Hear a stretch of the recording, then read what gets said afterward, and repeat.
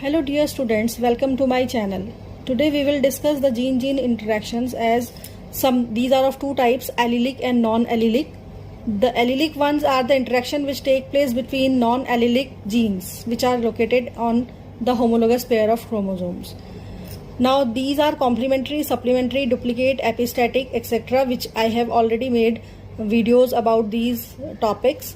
Now today we will discuss about the allelic interactions like incomplete dominance, codominance, multiple allelism, lethal gene and pleiotropy.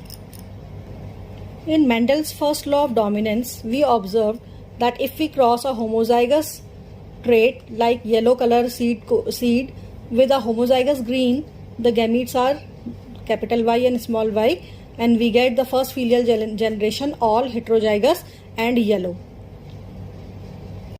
This is due to the effect of dominant gene over the recessive one, which only expresses itself and suppresses the expression of the recessive gene. But sometimes in a heterozygote dominant allele does not able to completely mask the expression of the recessive allele, and therefore there occurs an intermediate phenotype of the heterozygote which is called incomplete dominance. In case of Mirabilis jalapa, this red color is dominant over the white color of the flower.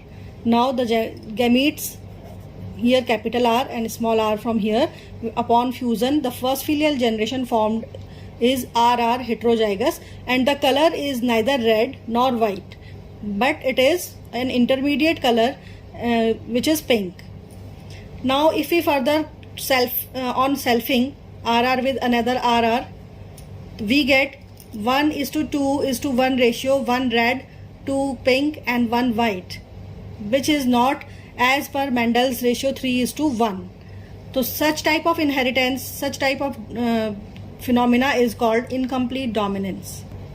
In case of animals, if a red cow is crossed with a white, so there are two coat colors, red and white.